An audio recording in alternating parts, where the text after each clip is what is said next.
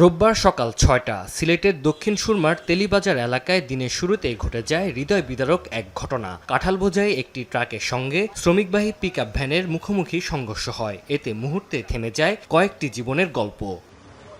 ঘটনাস্থলে প্রাণ হারান ৪ জন, পরে হাসপাতালে নেয়ার পথে আরও ৪ জনের মৃত্যু হয়। আহতদের অনেকে গুরুতর অবস্থায় ভর্তি আছেন সিলেট ওসমানী মেডিকেল কলেজ হাসপাতালে। স্বজনদের আহাজারিতে ভারী হয়ে ওঠে হাসপাতালের পরিবেশ।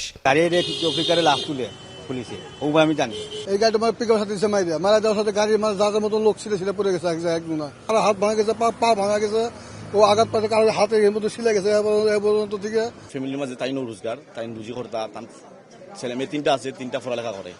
তো যেহেতু পড়ালেখা করে তান আনিয়া খাওয়াইতা, এখন যেহেতু নাই, এখন আর আল্লাহ আসুন নিয়ম বালি শিখিয়ে এবং আইনিভাবে গাড়ি চালানোর জন্য নির্দেশ দেওয়ার জন্য এই আশা আমি প্রত্যাশা করছি। পুলিশ ও ফায়ার সার্ভিস জানায়, খাগড়াছড়ি থেকে কাঁঠাল বোঝাই করে সিলেট যাচ্ছিল ট্রাকটি। সিলেট থেকে পিকআপ ভ্যানে করে নির্মাণ কাজের উদ্দেশ্যে সুনামগঞ্জে যাচ্ছিলেন কয়েকজন শ্রমিক। পথে সিলেটের দক্ষিণ সুরমার তেলিবাজার এলাকায় ট্রাক ও পিকআপ ভ্যানের মুখোমুখি সংঘর্ষ হয়। যারা আহত হয়েছেন তাদের ট্রিটমেন্ট চলতেছে, তাদের ভিতর কয়েকজন আশঙ্কাজনক আছে এবং আপাতত পরিস্থিতি শান্ত আছে। খাগড়াছড়ি থেকে একটি কাঁঠাল বোঝাই ট্রাক এবং সিলেট থেকে সুনামগঞ্জগামী একটি ডিআই পিকআপ, যাতে আপনার 15 থেকে 16 জন নির্মাণ শ্রমিক ছিল।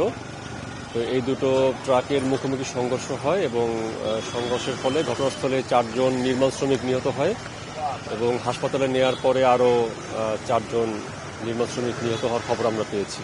দুর্ঘটনায় ট্রাকের হেলপারকে আটক করেছে পুলিশ, তবে পালিয়েছে ট্রাক চালক। জব্দ করা হয়েছে ট্রাকটি।